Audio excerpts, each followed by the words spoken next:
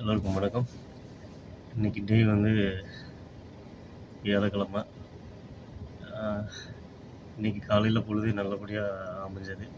கடந்த ஒரு வாரமாக எந்த ஒரு வீடியோவும் போட முடியல. ஏன்னா அந்தளவுக்கு வண்டி ஓட்டம் இருந்தது. ஆனால் என்ன சொல்கிறது, இந்த ஒரு வாரமாகவே சின்ன சின்ன ட்ரிப்பாகவே வந்துட்டு இருந்தது. ஒரு 5 கிலோமீட்டர் 10 கிலோமீட்டருக்குள்ளேயே வந்துட்டு இருந்தது. வீடியோ தொடர்ந்து போட முடியல. இருந்தாலும் 5000 ரூபா ரன் பண்ணிட்டு தான் இருக்கேன். இன்றைக்கி காலையில் கரெக்டாக பனையூர் சிஎன்ஜி போட்டுட்டு ஆன் பண்ண உடனே வட நெய்வேலி, அதாவது மாமல்லபுரம் பக்கத்தில் ஆர்டர் வந்தது.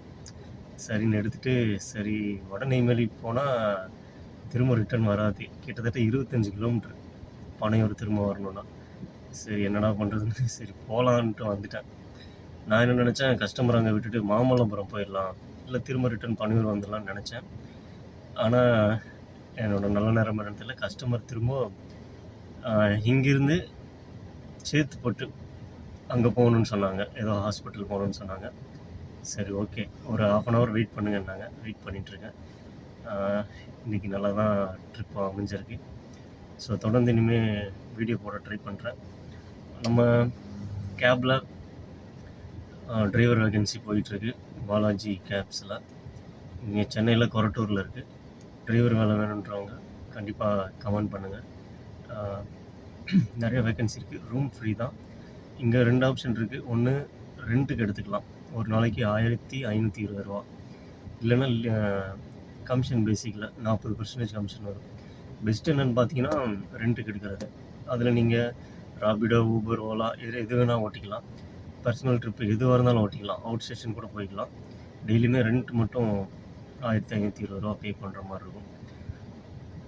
சென்னையை பொறுத்தளவு உங்களுக்கே தெரியும் இங்கே எந்த அளவுக்கு கேப் புக் ஆகும்னு. நிறைய புக் ஆகிட்டுருக்கு.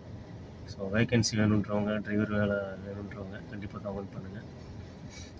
கண்டிப்பாக என்னால் முடிஞ்ச ஹெல்ப் பண்ணுறேன். ரேபிடோ, ஊபர், ஓலா சம்மந்தமாக எதுவும் டவுட் இருந்தாலும் கமெண்ட் பண்ணுங்கள், நான் எக்ஸ்பிளைன் பண்ணுறேன். தொடர்ந்து இனிமேல் வீடியோ கூட பார்ப்போம்.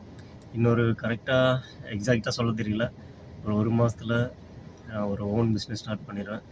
ஆல்ரெடி நான் க்ளீனிங் ப்ராடக்ட் ஓனாக மேனுஃபேக்சர் பண்ணி சேல்ஸ் பண்ணிகிட்ருந்தேன்.